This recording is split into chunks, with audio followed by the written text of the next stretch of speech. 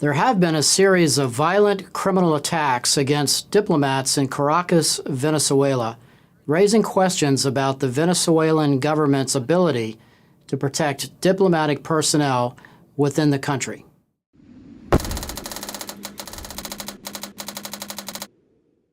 Since May 2010, there have been at least 8 attacks against diplomatic personnel in Caracas.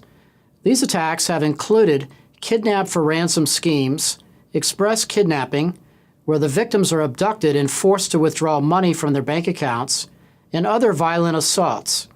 The majority of attacks appear to be criminally motivated, though there is no indication that the attacks were carried out by the same individuals or group or criminals. In the latest incident, Costa Rican commercial attaché Guillermo Choleli was kidnapped Sunday, April 8th. The kidnap occurred as Choleli was driving a vehicle with diplomatic license plates in eastern Caracas. The attackers intercepted Choleli as he neared his home in the La Urbina neighborhood, where they beat him and took him away in a van, later requesting a ransom to secure his release. He was freed 2 days later, and officials have said no ransom was paid to secure his release.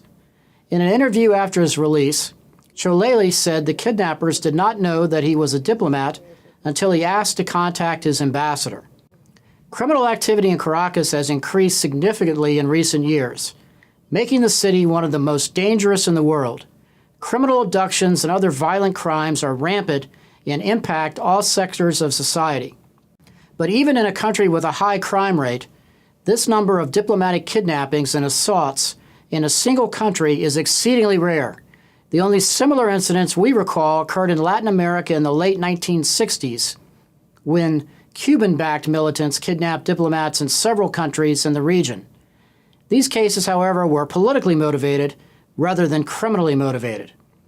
While no one is immune to the increase in criminal activity in Caracas, adequate security protection of foreign diplomats is mandated by the Vienna Convention on Diplomatic Relations and the Geneva Convention, accords that have both been signed by the Venezuelan government.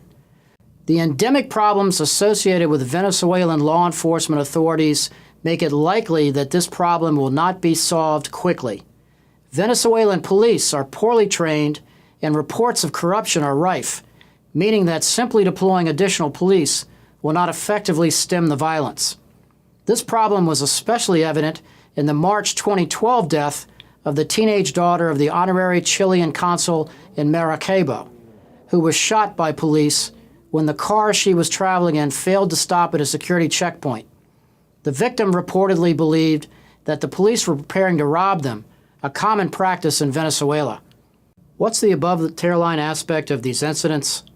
Until better security protection can be provided, diplomats stationed in Caracas should take extra precautions to protect themselves.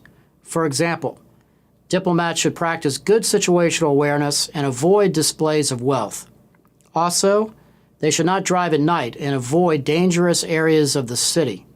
Additionally, training in evasive driving techniques and anti-kidnapping measures should be required for diplomatic personnel and their families.